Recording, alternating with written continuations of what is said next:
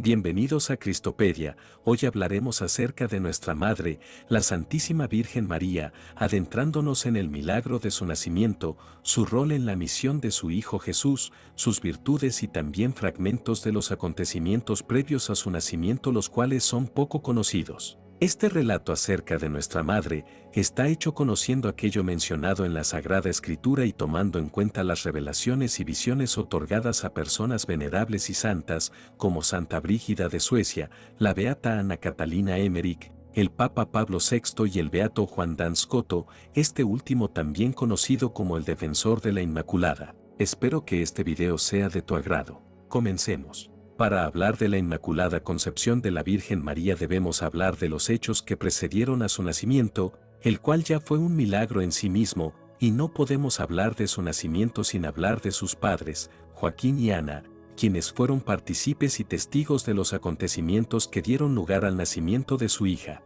la que sería conocida como la Madre de Dios. Remontémonos, por lo tanto, unos años antes del nacimiento de María. Para ello, adentrémonos en una de las visiones que la Beata Ana Catalina Emmerich tiene sobre Joaquín. Cuando Joaquín, que se encontraba de nuevo entre su ganado, quiso ir de nuevo al templo para ofrecer sacrificios, le envió Ana palomas y otras aves en canastos y jaulas por medio de los siervos para que fuesen a llevárselas a la pradera. Joaquín tomó 2 asnos y los cargó con 3 animalitos pequeños, blancos y muy despiertos, de cuellos largos, corderos o cabritos, encerrados en cestas. Llevaba él mismo una luminaria sobre su cayado, era una luz en una calabaza vacía. Subieron al templo, guardando sus asnos en una posada, que estaba cerca del mercado. Llevaron sus ofrendas hasta los escalones más altos y pasaron por las habitaciones de los servidores del templo. Allí se reunieron los siervos de Joaquín después que les fueron tomadas las ofrendas. Entró Joaquín en la sala donde se hallaba la fuente llena de agua en la cual eran lavadas las víctimas, se dirigió por un largo corredor a otra sala a la izquierda del sitio donde estaba el altar de los perfumes, la mesa de los panes de la proposición y el candelabro de los 5 brazos. Se hallaban reunidas en aquel lugar varias personas que habían acudido para sacrificar. Joaquín tuvo que sufrir aquí una pena muy cruel.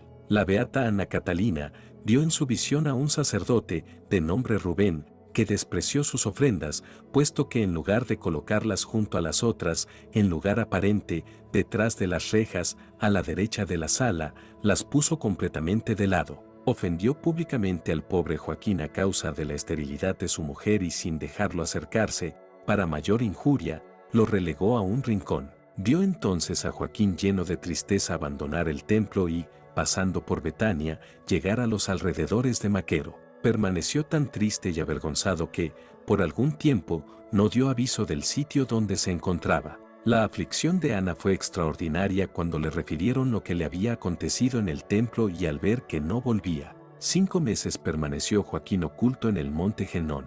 Ahí él pasó el tiempo en angustias y oración. Cuando iba donde estaban sus rebaños y veía a sus corderitos, se ponía muy triste y se echaba en tierra cubriéndose el rostro. Los siervos le preguntaban por qué se mostraba tan afligido, pero él no les decía que estaba siempre pensando en la causa de su pena, la esterilidad de su mujer. También aquí dividía su ganado en 3 partes, lo mejor lo enviaba al templo, la otra parte la recibían los esenios, y él se quedaba con la más inferior. Si te está gustando esta narración, dale like y suscríbete para que este video llegue a más almas. Sigamos. También Ana tuvo que sufrir mucho por la desvergüenza de una criada que le reprochaba su esterilidad.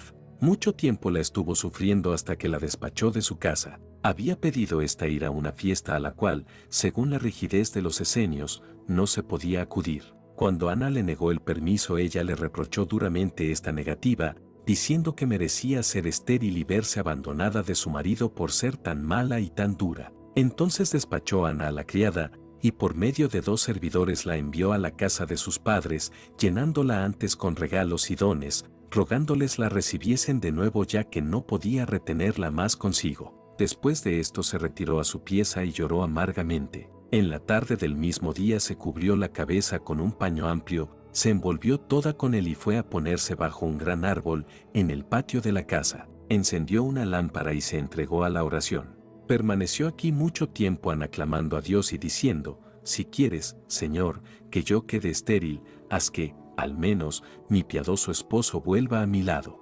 Entonces se le apareció un ángel. Venía de lo alto y se puso delante, diciéndole que pusiera en paz su corazón porque el Señor había oído su oración, que debía a la mañana siguiente ir con 2 criadas a Jerusalén y que entrando en el templo, bajo la puerta dorada del lado del valle de Josafat, encontraría a Joaquín. Añadió que él estaba en camino a ese lugar, que su ofrenda sería bien recibida y que allí sería escuchada su oración. Le dijo que también ya había estado con Joaquín y mandóle que llevase palomas para el sacrificio y anuncióle que el nombre de la criatura que tendría luego lo vería escrito. Ana dio gracias a Dios y volvió a su casa contenta. Cuando después de mucho rezar en su lecho, se quedó dormida, he visto aparecer sobre ella un resplandor que la penetraba. La he visto avisada por una inspiración interior, despertar e incorporarse en su lecho. En ese momento vi un rostro luminoso junto a ella, que escribía con grandes letras hebreas a la derecha de su cama.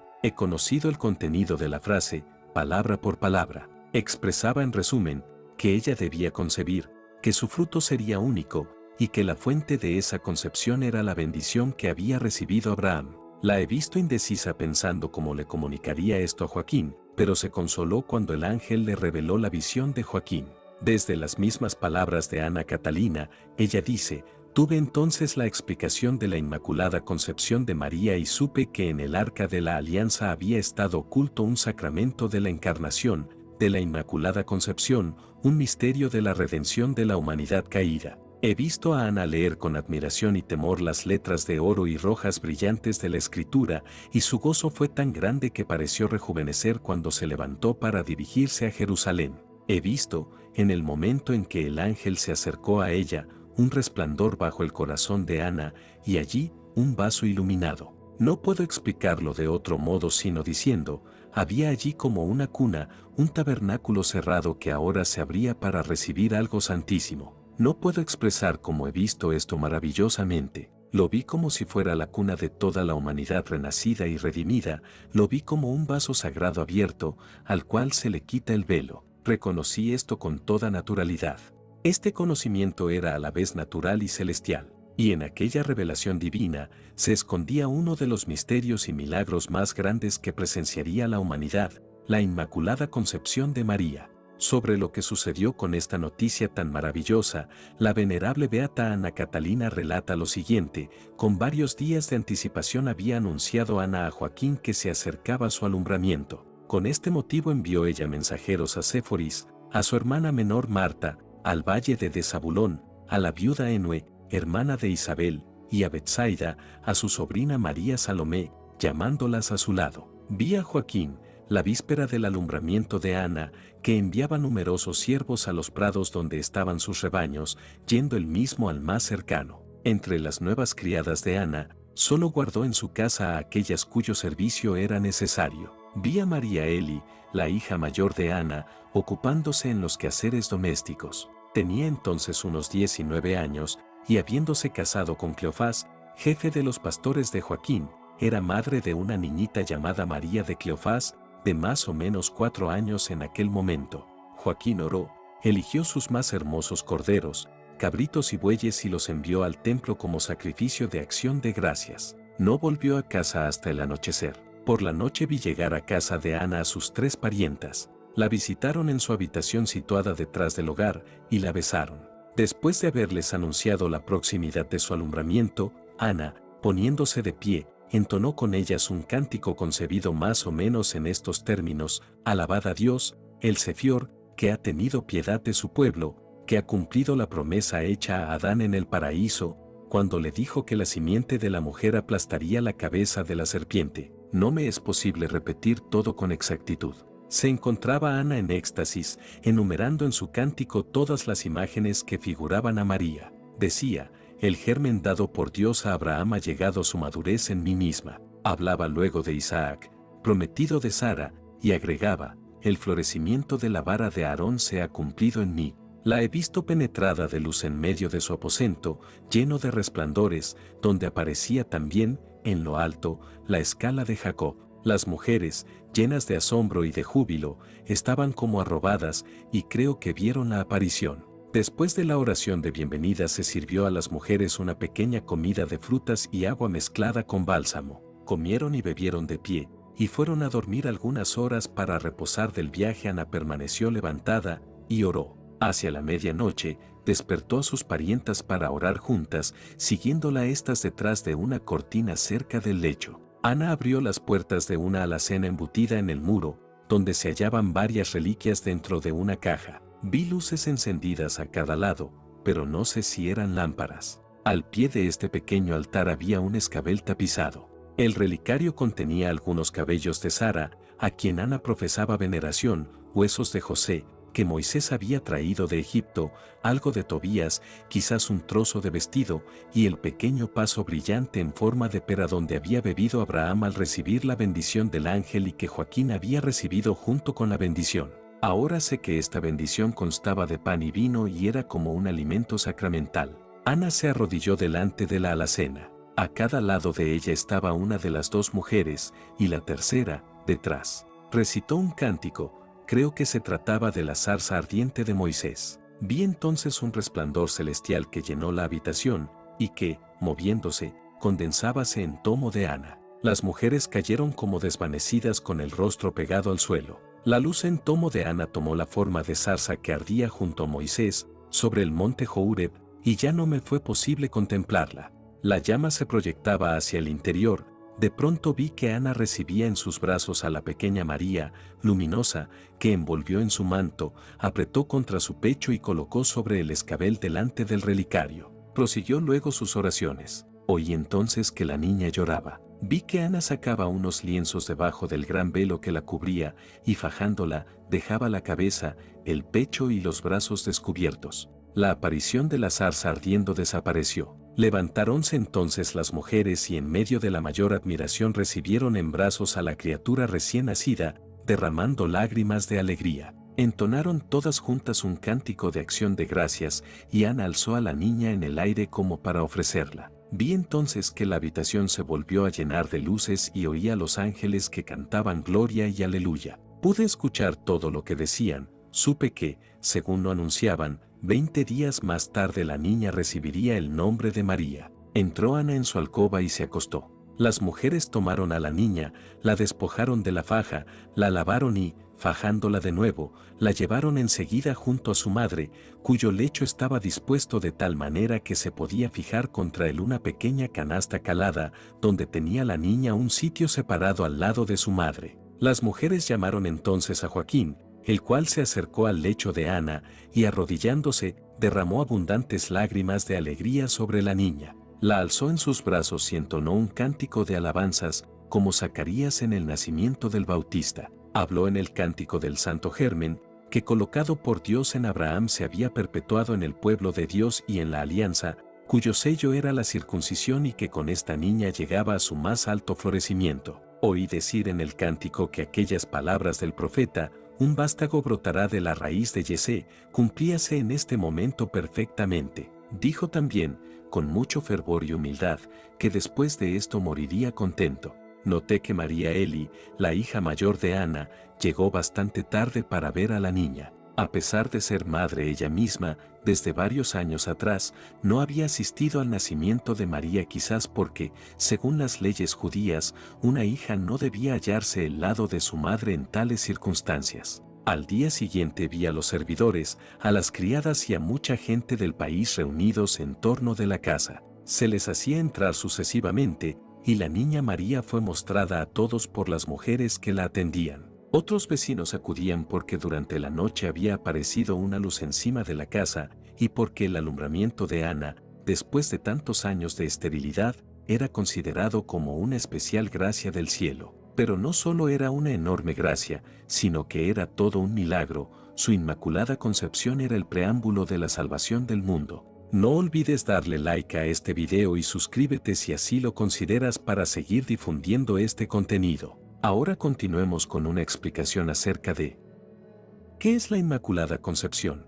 El beato Duns Scotus sostiene que María, aun siendo hija de Adán y Eva pecadores, pero habiendo sido elegida y querida por Dios como madre del Verbo encarnado, no fue redimida simplemente como los demás seres humanos, sino que, por voluntad divina, fue redimida perfectísimamente. De hecho, debido a que sería la Madre de Dios, desde el primer instante de su existencia en el seno materno fuese llenada de gracia santificante, es decir, fuese preservada totalmente del pecado original, en previsión de los méritos redentores del Hijo. Ahora bien, como veremos, Escoto sustenta teológicamente que esta perfectísima redención de María en virtud de los méritos del Hijo Redentor consiste en su concepción inmaculada, o sea, en su total preservación de la contradicción del pecado original desde el primer instante de existencia de su alma bendita. Por ello, el nacimiento de aquella que sería la encargada de llevar en su seno al mismísimo Salvador de la humanidad,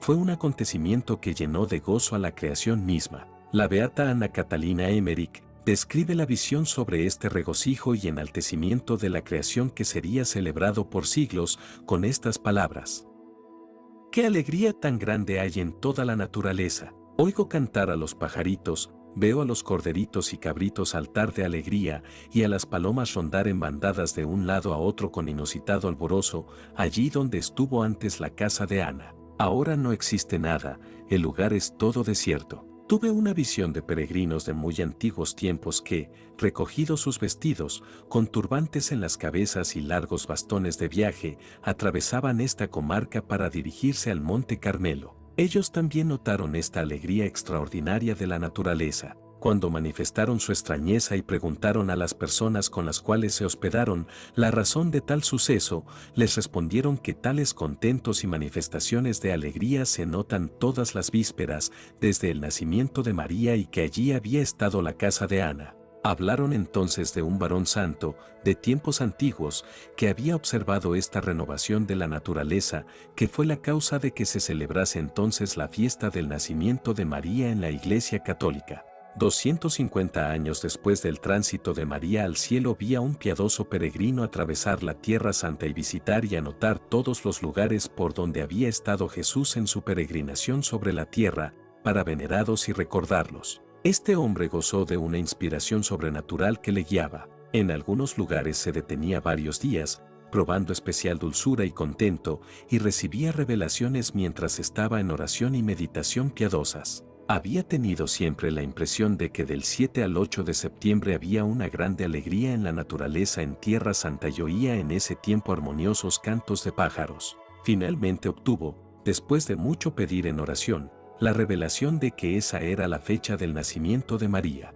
Tuvo esta revelación en el camino al monte Sinaí y el aviso de que allí había una capilla murada dedicada a María en una gruta del profeta Elías. Se le dijo que debía decir estas cosas a los solitarios que habitaban en las faldas del monte Sinaí, a donde le he visto llegar. Donde ahora están los monjes, había ya ermitaños que vivían aislados. El lugar era entonces tan agreste del lado del valle, como ahora, necesitándose un aparato para poder subir. Observé que, según sus indicaciones, se celebró allí la festividad del nacimiento de María el 8 de septiembre del año 250 y que luego pasó esta fiesta a la Iglesia Universal, nuestra Iglesia Católica, para aquellas madres en gestación, de acuerdo a lo revelado a Santa Brígida de Suecia mediante una aparición de la mismísima Virgen María. Ella le dijo que cuando las mujeres embarazadas santifican la víspera del día de su nacimiento, ayunando y recitando con devoción 9 veces el Ave María en honor de los 9 meses que ella había pasado en el seno de su madre,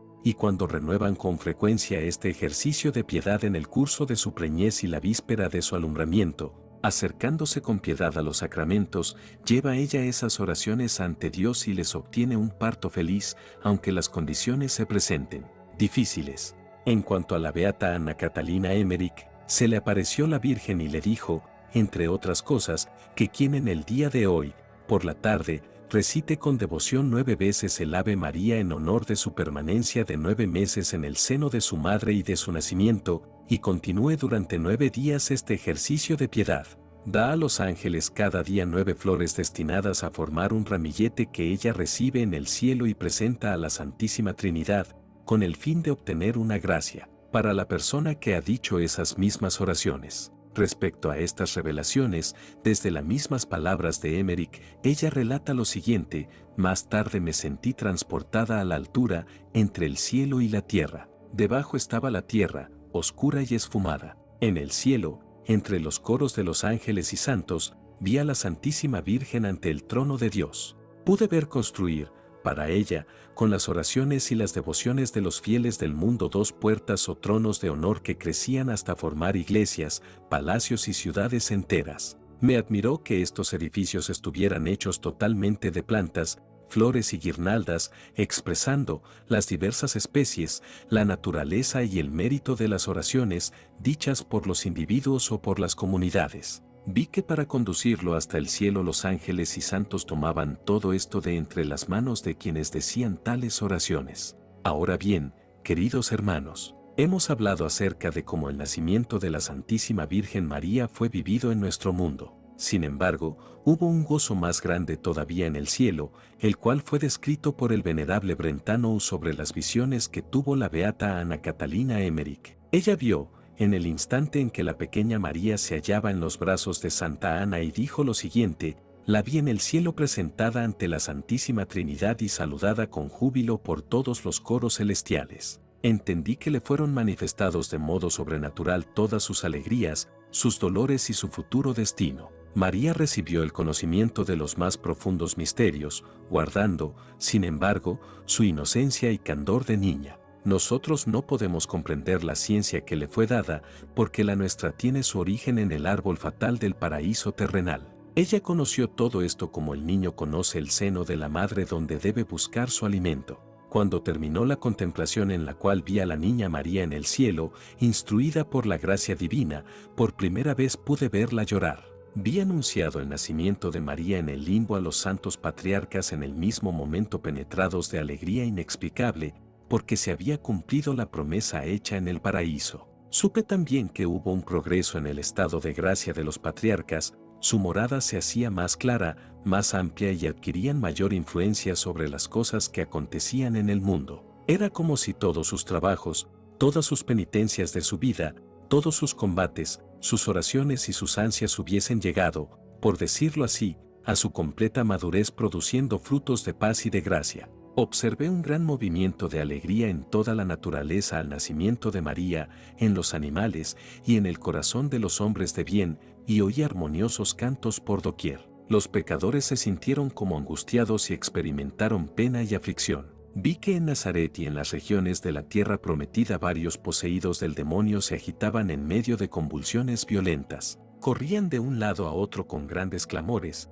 Los demonios bramaban por boca de ellos clamando: «¡Hay que salir! ¡Hay que salir!». He visto en Jerusalén al piadoso sacerdote Simeón, que habitaba cerca del templo en el momento del nacimiento de María, sobresaltado por los clamores desaforados de locos y posesos, encerrados en un edificio contiguo a la montaña del templo, sobre el cual tenía Simeón derechos de vigilancia. Lo vi dirigirse a medianoche a la plaza, delante de la casa de los posesos. Un hombre que allí habitaba le preguntó la causa de aquellos gritos que interrumpían el sueño de todo el mundo. Uno de los posesos clamó con más fuerza para que lo dejaran salir. Abrió Simeón la puerta y el poseso gritó, precipitándose afuera, por boca de Satanás: «Hay que salir, debemos salir. Ha nacido una virgen, son tantos los ángeles que nos atormentan sobre la tierra, que debemos partir, pues ya no podemos poseer un solo hombre más». Vi a Simeón orando con mucho fervor. El desgraciado poseso fue arrojado violentamente sobre la plaza,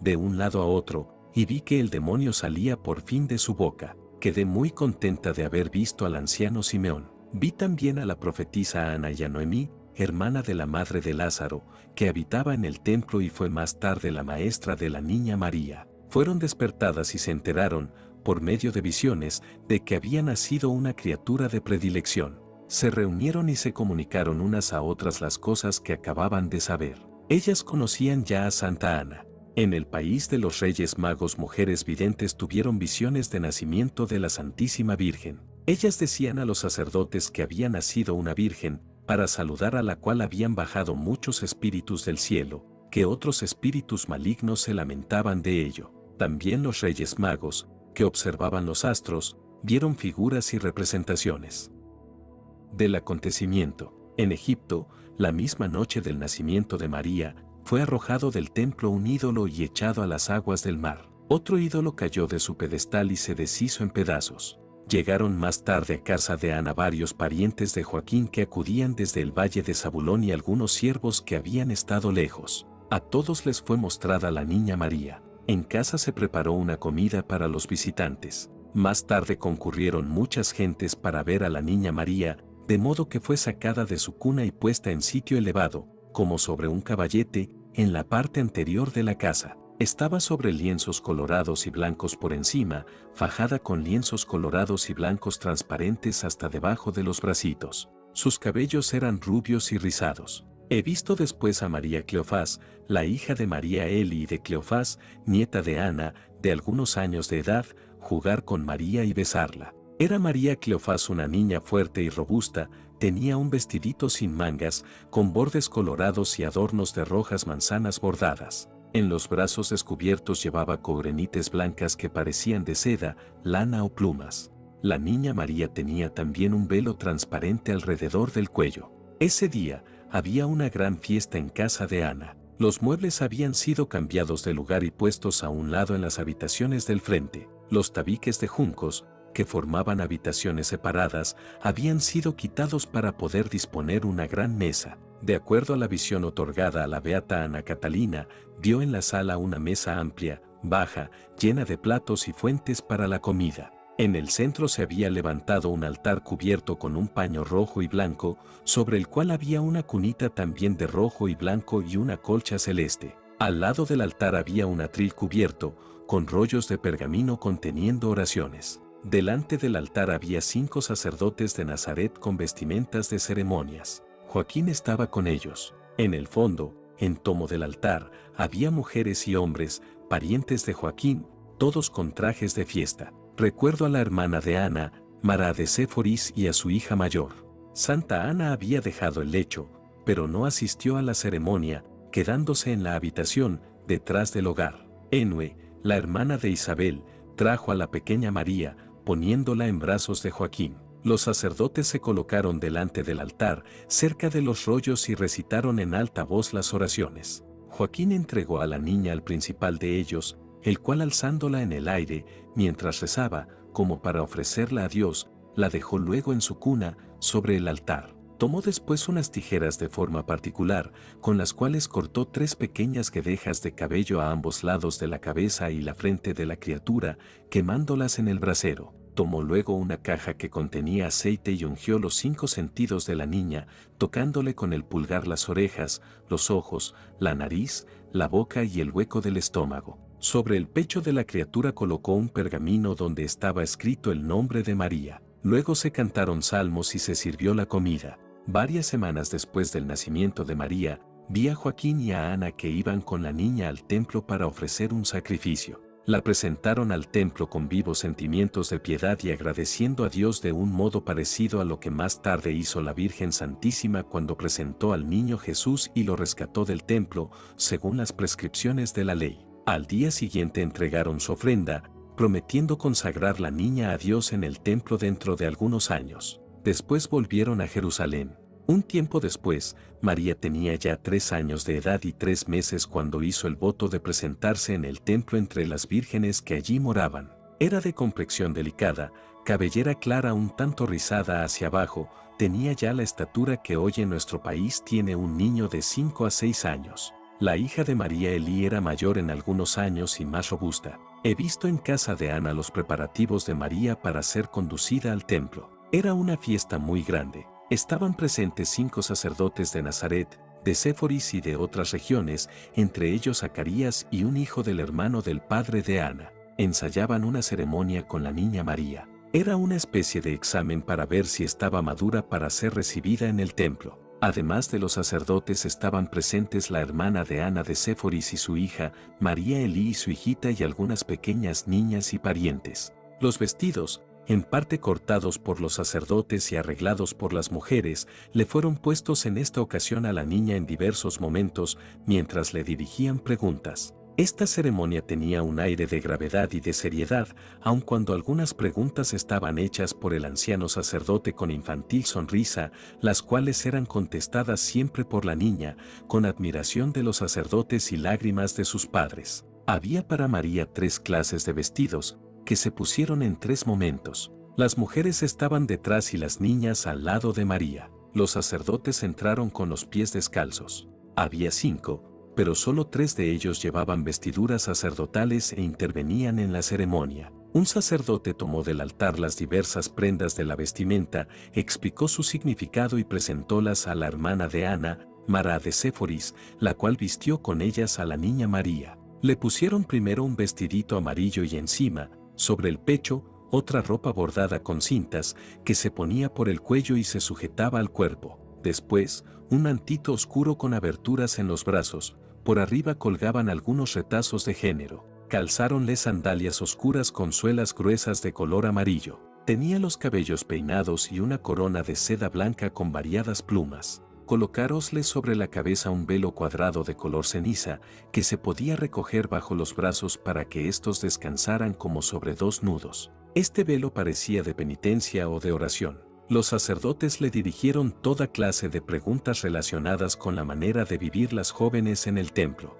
Le dijeron, entre otras cosas, tus padres, al consagrarte al templo, han hecho voto de que no beberás vino ni vinagre, ni comerás uvas ni higos. ¿Qué quieres agregar a este voto? Piénsalo durante la comida. A los judíos, especialmente a las jóvenes judías, les gusta mucho el vinagre, y María también tenía gusto en beberlo. Le hicieron otras preguntas y le pusieron un segundo género de vestido. Constaba este de uno azul celeste, con mantito blanco azulado, y un adorno sobre el pecho y un velo transparente de seda blanca con pliegues detrás, como usan las monjas. Sobre la cabeza la pusieron una corona de cera adornada con flores y capullos de hojas verdes. Los sacerdotes le pusieron otro velo para la cara. Se le indicó el uso del velo, como tenía que recogerlo para comer y bajarlo cuando fuese preguntada. Con este vestido presentóse María con los demás a la mesa, la colocaron entre los 2 sacerdotes y una enfrente. Las mujeres con otros niños se sentaron en un extremo de la mesa,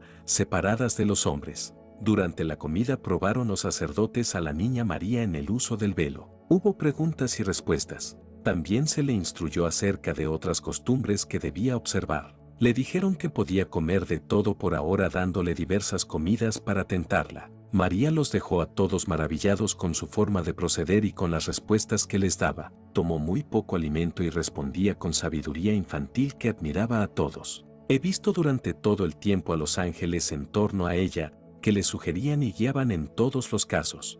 Después de la comida fue llevada a la otra sala, delante del altar, donde le quitaron los vestidos de la segunda clase para ponerle los de la tercera. La hermana de Santa Ana y un sacerdote la revistieron de los nuevos vestidos de fiesta. Era un vestido color violeta con adorno de paño bordado sobre el pecho. Se ataba de costado con el paño de atrás, formaba rizos y terminaba en punta por debajo. Pusiéronle un mantito violeta más amplio y más festivo, redondeado por detrás, que parecía una casulla de misa. Tenía mangas anchas para los brazos y 5 líneas de adornos de oro. La del medio estaba partida y se recogía y cerraba con botones. El manto estaba también bordado en las extremidades. Luego se le puso un velo grande, de una parte caía en blanco y de otra en blanco violeta sobre los ojos. Sobre esto colocáronle una corona cerrada, con 5 broches, que constaba de un círculo de oro, más ancho, con picos y botones. Esta corona estaba revestida de seda por fuera,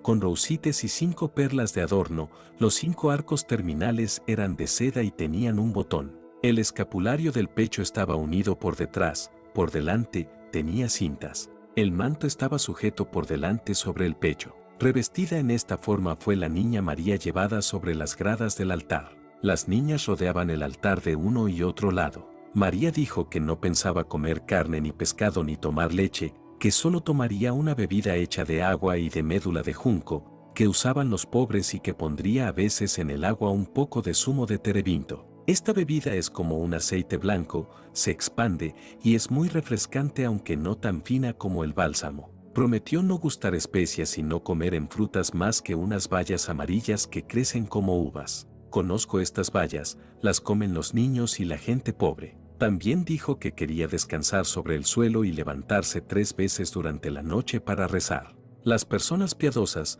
Ana y Joaquín, lloraban al oír estas cosas. El anciano Joaquín, abrazando a su hija, le decía: hija, esto es muy duro de observar. Si quieres vivir en tanta penitencia creo que no te podré ver más a causa de mi avanzada edad. Era una escena muy conmovedora. Los sacerdotes le dijeron que se levantara solo una vez, como las demás, y le hicieron otras propuestas para mitigar sus abstinencias. Le impusieron comer otros alimentos, como el pescado, en las grandes festividades. Había en Jerusalén, en la parte baja de la ciudad, un gran mercado de pescados, que recibía el agua de la piscina de Besede. Un día que faltó el agua, Herodes el Grande quiso construir allí un acueducto, vendiendo, para lograr dinero, vestiduras sacerdotales y vasos sagrados del templo. Por este motivo hubo un intento de sublevación, pues los esenios, encargados de la inspección de las vestiduras sacerdotales, acudieron a Jerusalén de todas partes del país y se opusieron firmemente. Recordé en este momento estas cosas. Por último dijeron los sacerdotes, muchas de las otras niñas que van al templo sin pagar su manutención y sus vestidos, se comprometen, con el consentimiento de sus padres, a lavar los vestidos de los sacerdotes manchados con la sangre de las víctimas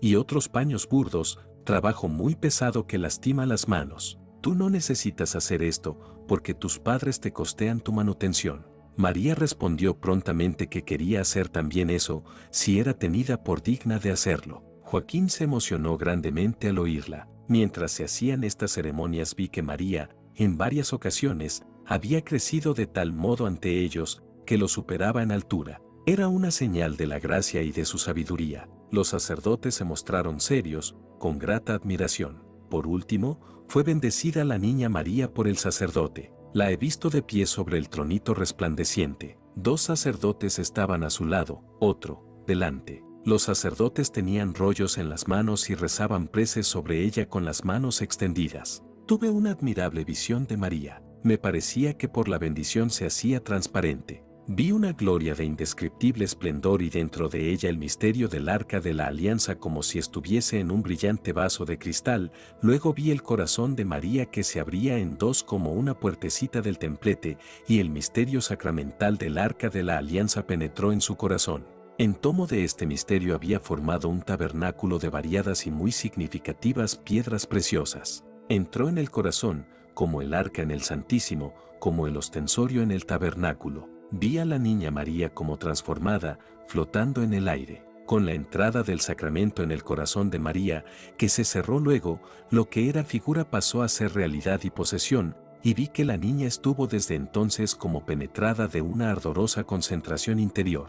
Vi también, durante esta visión, que Zacarías recibió una interna persuasión o una celestial revelación de que María era el vaso elegido del misterio o sacramento. Había recibido él un rayo de luz que yo vi salir de María. Después de esto condujeron los sacerdotes a la niña a donde estaban sus padres. Ana levantó a su hija en alto y estrechándola contra su pecho la besó con interna dulzura y afecto, mezclada de veneración. Joaquín, muy conmovido, le dio la mano, lleno de admiración y veneración. La hermana mayor de María Santísima, María de Elí, abrazó a la niña con más vivacidad que Santa Ana, que era una mujer muy reservada, moderada y muy medida en todos sus actos. La sobrinita, María Cleofás, le echó los brazos al cuello, como hacen las criaturas. Después los sacerdotes tomaron a la niña de nuevo, le quitaron los vestidos simbólicos y le pusieron sus acostumbrados vestidos. Su ceremonia de presentación en el templo había concluido.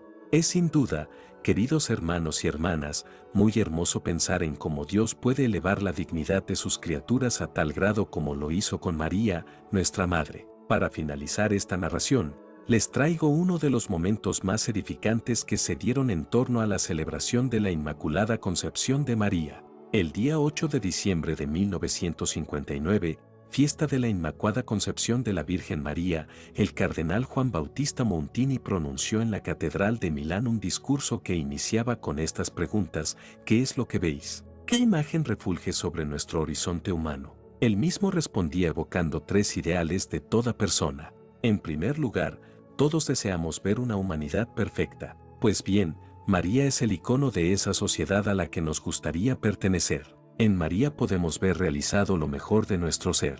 En ella no hay mancha ni corrupción. Es verdad que todos estamos contaminados por la suciedad de este mundo, pero soñamos con la limpieza total. Ya sabemos que no es fácil conseguirla. pero en María podemos descubrir ese ideal de la limpieza, de la pureza sin mancha. Además, la belleza nos seduce a todos. Ahora bien, la liturgia invoca a María como la toda hermosa. En María descubrimos el esplendor de la belleza porque en ella tenemos un retrato de Dios, ya que no hay corrupción en ella. De la luz blanca nacen todos los colores y de la figura de María destellan su dulzura, su bondad, su obediencia, su sabiduría. Esta figura llena de perfección, de limpieza y de hermosura suscita en nosotros la impresión de una extremada delicadeza, como cuando nos aproximamos a una vestidura limpia, cuando se posan nuestras manos sobre una flor y temen desflorarla, contaminarla, ajarla, o cuando miramos la nieve recién caída y nos maravillamos de esa blancura que siempre querríamos ver sin mancillar. Las cosas perfectas han de ser defendidas, pero no porque sean débiles, sino porque son preciosas. No nos equivoquemos, María nunca fue débil. Es más, se mostró fuerte en todos los momentos de su vida. Así que hemos de aprender de ella. No hay virtud si no hay resistencia, si no hay una superación de obstáculos, si no hay algo de explosión, de energía. El cardenal Montini añadía una conclusión práctica. La virtud, la perfección humana, ha de ser defendida, debe ser salvaguardada. Sin embargo, la virtud no es debilidad y debe defenderse y fortalecerse a sí misma. Debemos ser tan decididos a conservar los valores de la vida moral y de la vida espiritual que podamos responder con firmeza a los estímulos contrarios que vamos encontrando. Pues bien, el misterio de la Inmaculada Concepción nos invita a buscar estos valores y a llevarlos a la vida diaria. Con todo, nuestro amor a la virtud no solo ha de manifestarse en los actos exteriores, debe asentarse en el corazón, donde en verdad somos nosotros mismos. Aquel discurso del cardenal Montini logró un gran impacto en muchos corazones, no solo en aquellos presentes en ese momento, sino en todos aquellos que lo escuchan incluso hoy en día. Montini, unos años después de este discurso, sería escogido de entre muchos como el sucesor de Pedro. El nuevo papa tomaría el nombre de Pablo VI, hoy elevado a los altares como San Pablo VI. Él terminaba con esta invocación a María: «Oh Señora, danos la fuerza, danos la virtud, danos tú lo que nos falta». Una sencilla oración que todos nosotros podemos hacer nuestra. Espero que esta narración haya sido de tu agrado. Dale like y suscríbete si así lo consideras, para que este video llegue a más almas. Que Dios te bendiga.